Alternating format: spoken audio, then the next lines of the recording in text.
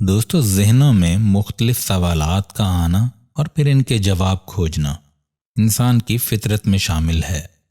ہماری آج کی کہانی ایک طالب علم کے ذہن میں ابھرنے والے ایک ایسے ہی سوال پر مبنی ہے جس کا جواب استاد صاحب نے انتہائی خوبصورتی اور اچھوتے انداز میں دیا۔ ایک ایسا واقعہ جو سننے والے کے لیے بھی کسی انمول سبق سے کم نہیں۔ السلام علیکم، میں ہوں محمد عظیم اور آپ دیکھ رہے ہیں چینل فن پارے۔ چینل کو ابھی تک اگر آپ نے سبسکرائب نہیں کیا تو سبسکرائب کر لیجئے، اور اگر ویڈیو پسند آئے تو لائک اور شیئر بھی ضرور کیجئے۔ کمرہ جماعت میں استاد صاحب لیکچر دے رہے تھے۔ لیکچر ختم کرنے کے بعد انہوں نے شاگردوں سے کہا کہ اگر وہ کوئی سوال پوچھنا چاہیں تو پوچھ سکتے ہیں۔ ایک شاگرد نے استاد صاحب سے اجازت طلب کی اور ان سے پوچھا، استاد جی، بحیثیت مسلمان آخرت پر ہم سب کا ایمان ہے، اور میرا سوال اسی متعلق ہے کہ آخرت میں حساب کتاب کیسے ہوگا؟ استاد صاحب کچھ دیر کے لیے سوچتے رہے اور پھر جماعت میں موجود بچوں سے پوچھا کہ کوئی اس سوال کا جواب دینا چاہے گا؟ کمرہ جماعت میں گہری خاموشی چھائی رہی اور کوئی بھی جواب نہ دے سکا۔ اس کے بعد استاد صاحب اپنی جگہ سے اٹھے اور سارے شاگردوں میں کچھ پیسے بانٹنے لگے۔ انہوں نے پہلے لڑکے کو 100 درہم، دوسرے کو 75، تیسرے کو 60، چوتھے کو 50، پانچویں کو 25، چھٹے کو 10، ساتویں کو 5 اور جس لڑکے نے یہ سوال پوچھا تھا اسے فقط 1 درہم دیا۔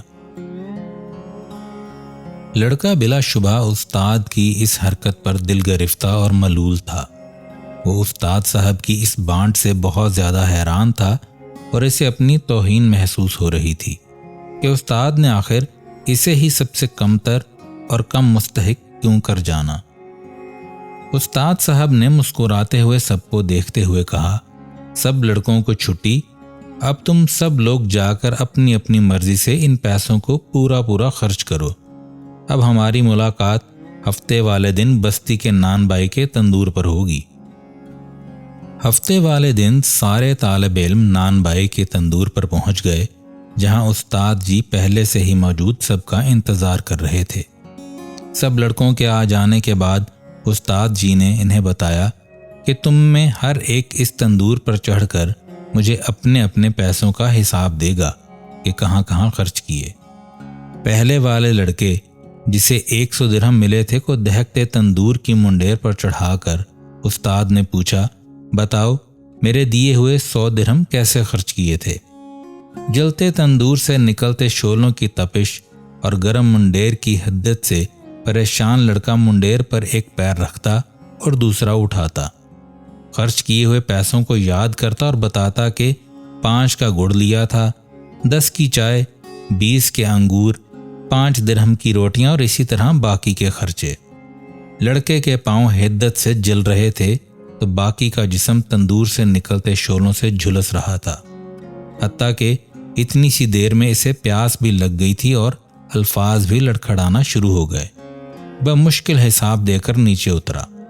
اس کے بعد دوسرا لڑکا، پھر تیسرا، اور پھر اسی طرح باقی لڑکے اپنے اپنے پیسوں کا حساب دینے تندور کے منڈیر پر چڑھتے اور اترتے رہے، حتیٰ کہ اس لڑکے کی باری آ پہنچی جسے 1 درہم ملا تھا۔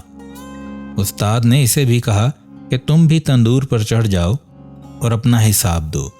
لڑکا جلدی سے تندور پر چڑھا، بغیر کسی توقف کے بولا کہ میں نے اس 1 درہم سے گھر کے لیے دھنیا خریدا تھا، اور ساتھ ہی مسکراتا ہوا نیچے اتر کر استاد کے سامنے جا کر کھڑا ہو گیا، جبکہ باقی کے لڑکے ابھی تک نڈھال بیٹھے اپنے اپنے پیروں پر پانی ڈال کر ٹھنڈا کر رہے تھے۔ استاد نے سب بچوں کو متوجہ کر کے اس لڑکے کو خاص طور پر سناتے ہوئے کہا، بچوں، یہ قیامت والے دن کے حساب کتاب کا ایک چھوٹا سا منظرنامہ تھا۔ ہر انسان سے اس کو جس قدر عطا کیا گیا کے برابر حساب ہوگا۔ لڑکے نے استاد کو محبت سے دیکھتے ہوئے کہا کہ آپ نے جتنا کم مجھے دیا اس پر مجھے رشک اور آپ کی عطا پر پیار آ رہا ہے، تاہم اللہ تعالیٰ کی مثال تو بہت اعلیٰ اور عرفہ ہے۔